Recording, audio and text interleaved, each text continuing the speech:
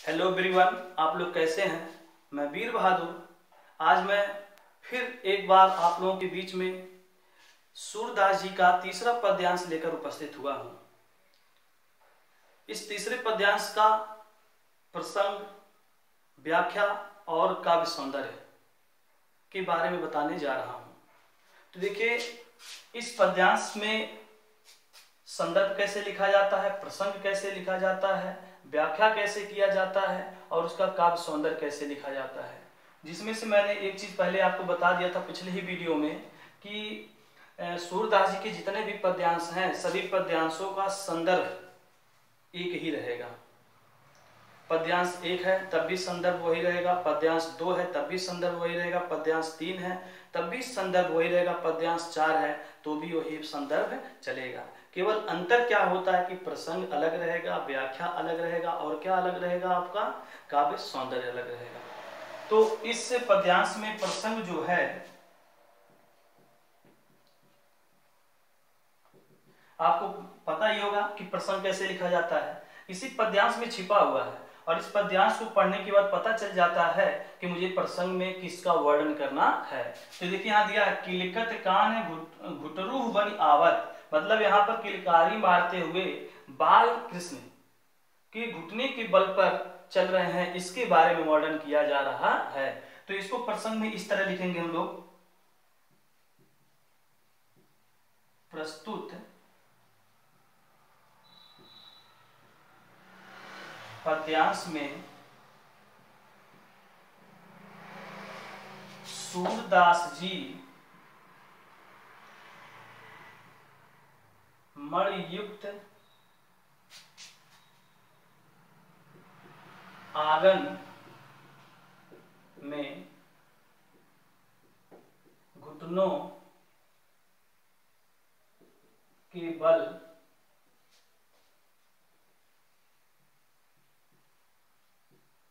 चलते हुए श्री कृष्ण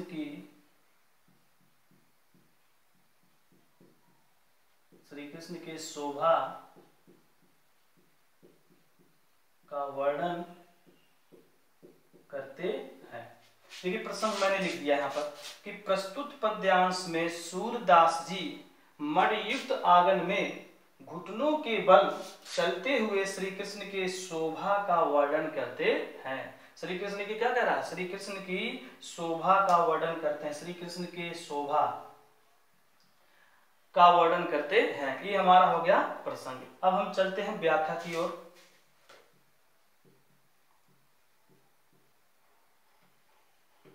व्याख्या, देखिए व्याख्या जो करते हैं हम लोग, तो व्याख्या का जो शुरुआती स्टेटमेंट होती है, शुरू की जो लाइन होती है, तो वो जो होते हैं वह आपके देखना रहता है कि जो पद्यांश दिया गया यह पद्यांश इस पद्यांश को कौन से कवि लिखे हुए हैं। तो मैंने देखा कि इस पद्यांश को सूरदास जी ने लिखा है। तो सूरदास जी जब लिखे हैं तो इसको आपको बोलना पड़ेगा इस तरह से,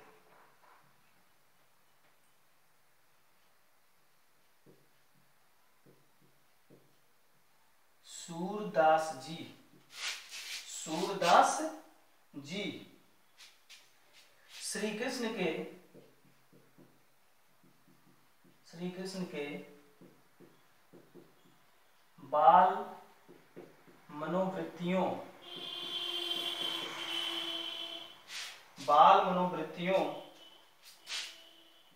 का वर्णन करते हुए कहते हैं। तो जो व्याख्या का शुरू की लाइन है, सूरदास जी श्री कृष्ण के बाल मनोवृत्तियों का वर्णन करते हुए कहते हैं। किलकत कान घुटरूह बनी आवत, किलकत मतलब होता है किलकारी मारते हुए, कान मतलब होता है कृष्ण, घुटरूह बनी, घुटरूवन मतलब होता है घुटनों के बल, आवत मतलब चल रहे हैं या आ रहे हैं। तो किलकत कान घुटरूह बनी आवत, बोलेंगे कि सूरदास जी श्री कृष्ण के बाल मनोवृत्तियों का वर्णन करते हुए कहते हैं कि किलकारी मारते हुए बालक कृष्ण, यहाँ बालक बोला जाएगा, किलकारी मारते हुए बालक कृष्ण घुटनों के बल चल रहे हैं, घुटनों के बल चल रहे हैं। फिर से देख लीजिएगा, किलकत कान घुटरू बनी आवत, बोलेंगे कि किलकारी मारते हुए बालक कृष्ण घुटनों के बल चल रहे हैं।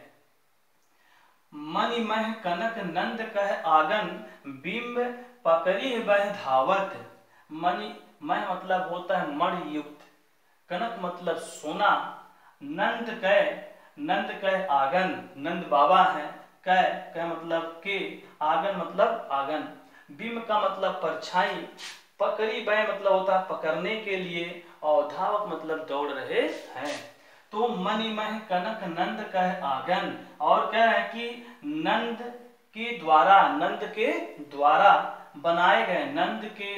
बनाए गए मणि और सोने से युक्त आंगन में, नंद के द्वारा बनाए गए मणि युक्त व सोने से युक्त आंगन में श्री कृष्ण अपनी परछाई को, श्री कृष्ण क्या कर रहे हैं, अपनी परछाई को पकड़ने के लिए दौड़ रहे हैं। श्री कृष्ण अपनी परछाई को पकड़ने के लिए क्या कर रहे हैं, दौड़ रहे हैं। कबहू निरखी हरि आप छाव कौ, कर सह पकड़न चाहत। कबहू माने होता है कभी, निरख मतलब होता है निहारना, हरि माने प्रभु, आप माने आप, छाव माने परछाई। कह रहे हैं कि कभी श्री कृष्ण अपनी परछाई को क्या करते हैं, निहारते हैं, तो कभी वह अपने परछाइयों को पकड़ना चाहते हैं। यानी कह रहे हैं कबहू निरखी हरि आपहु छाकौ, कर सह पकड़न चाहत। यानी कभी कभी श्री कृष्ण अपने परछाई को निहारते हैं और कभी कभी तो वह अपने परछाई को पकड़ना चाहते हैं। किलकी हसत राजत दो दतिया, पुनि पुनि तिह अहोगाहत। किलकी माने होता किलकारी माना, हसत मतलब हंसते हैं, राजत मतलब सुशोभित, दो माने दो, दतिया माने दांत, पुनि पुनि मतलब होता बार बार, तिह माने उस, और अवगाहत माने दिखाई देने लगता है। कह रहे हैं कि जब श्री कृष्ण किलकारी मारते हुए हंसते हैं, जब श्री कृष्ण किलकारी मारते हुए हंसते हैं, तो उनके आगे के दो दांत बार बार दिखाई देने लगता है, जो अत्यंत सुशोभित हो रहा है। जो क्या हो रहा है, अत्यंत सुशोभित हो रहा है। यानी जब श्री कृष्ण जो है किलकारी मारते हैं तो उनके आगे का जो दो दांत है वह क्या होता है, बार बार दिखाई देने लगता है। और जब दिखाई देने लगता है तो वह जो अत्यंत क्या लग रहा है, जो अत्यंत सुशोभित लग रहा है। तो किलकी हसत राजत दो दतिया, पुनि पुनि तिह अवगाहत, मतलब जब श्री कृष्ण किलकारी मारते हुए हंसते हैं तो उनके आगे के दो दांत बार बार क्या होता है, दिखाई देने लगता है, जो अत्यंत बहुत क्या सुशोभित हो रहा है। कनक भूमि पर कर पग छाया, यह उपमा इक राजत।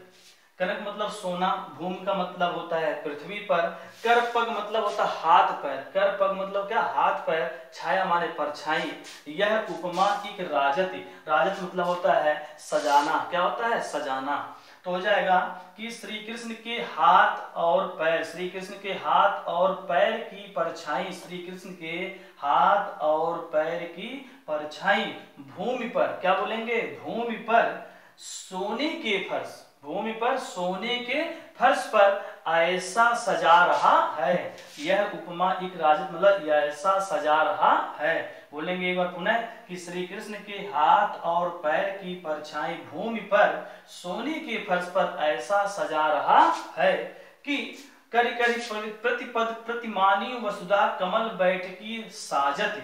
मतलब कह रहे हैं कि मानो, क्या बोलेंगे, मानो कि प्रत्येक मणि, मानो की प्रत्येक मणि पर, मानो की प्रत्येक मणि पर उनके कमल जैसे हाथ और पैर, उनके कमल जैसे हाथ और पैरों का प्रतिबिंब, पैरों का क्या कह रहे हैं, प्रतिबिंब पड़ने से, हाथ और पैरों के प्रतिबिंब पड़ने से पृथ्वी पर ऐसा लगता है कि पृथ्वी पर कमल के फूलों का आसन बिछा रहा है।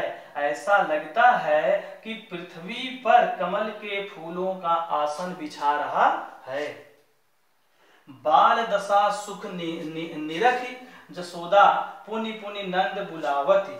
यहाँ बोला जा रहा है कि बाल मतलब श्री कृष्ण की, तो श्री कृष्ण की बाल मनोवृत्तियां को देखकर, श्री कृष्ण के बाल मनोवृत्तियों को देखकर यशोदा माँ बहुत क्या हो रही हैं, खुश हो रही हैं, आनंदित हो रही हैं और उन्हें बार बार क्या कर रही हैं, निहार रही हैं। पुनि पुनि नंद बुलावती, और कह रहे हैं कि नंद बाबा बार बार बुलाते हैं। नंद बाबा क्या करते हैं, बार बार बुलाते हैं।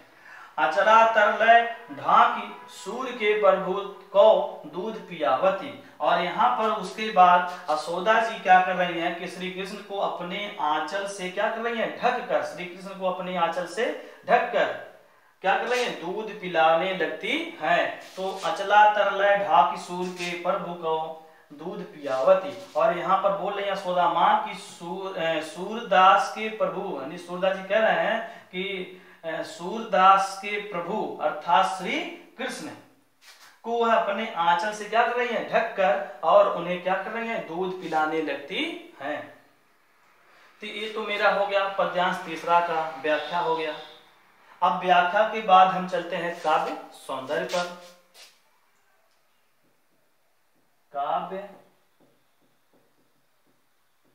सौंदर्य, काव्य सौंदर्य में भाषा लिखना होता है, शैली लिखना होता है, गुण लिखना होता है, इसके बाद आपको रस लिखना होता है, उसके बाद अलंकार लिखना होता है और छंद लिखना होता है। ये 6 पॉइंट आप लिखेंगे काव्य सौंदर्य में, तब जाके आपको 1 नंबर मिलेगा। तो भाषा आपको पता होगा ब्रज भाषा है। शैली जो आपका है वह मुक्तक है। गुण जो है प्रसाद, वह माधुर्य है, माधुर्य। रस जो है वात्सल्य है। वात्सल्य मैंने बता दिया था कि वात्सल्य जो होता है जिसमें बालक के छोटे छोटे बालों का मनोवृत्तियों का वर्णन किया जाता है, तो इसमें यानी बालक श्री कृष्ण की मनोवृत्तियों का वर्णन किया गया है, इसीलिए रस में क्या रहेगा, वात्सल्य रस रहेगा। अलंकार जो है आपका अनुप्रास है, और भी अनुप्रास किस वर्ण में है, देखिए किलकत कान है, इसमें जो आपका है कै 2 बार आया है, तो आपका यहाँ पर अनुप्रास अलंकार हुआ। उसके बाद आपका देखिए प्रतिपद प्रतिमानी दिया है, इसमें भी आपका तय दिया हुआ है, तो ये आपके अनुप्रास अलंकार में आ जाएंगे। और छंद जो आपके हैं ये आपके गीतात्मक है, गीतात्मक, ये आपके हो गए काव्य सौंदर्य। तो सब मिला के कितने अंक की तैयारी आपकी हो गई, 6 अंक की तैयारी हो गई पद्यांश 3 से। हर पद्यांश आपके 6 अंक के आते हैं, लेकिन यह निश्चित नहीं है कि पेपर में कौन सा पद्यांश आपका आएगा। इसलिए जहां तक कोशिश हो पा रही है हमसे, हम सभी पद्यांशों को बहुत सरल और आसान भाषा में आपको व्याख्या करके बता रहा हूं। अगर आप लोगों को इस पद्यांश का व्याख्या अच्छा लग रहा हो तो इसे आप लाइक, कमेंट, शेयर और सब्सक्राइब अवश्य करें। धन्यवाद। जय हिंद, जय भारत।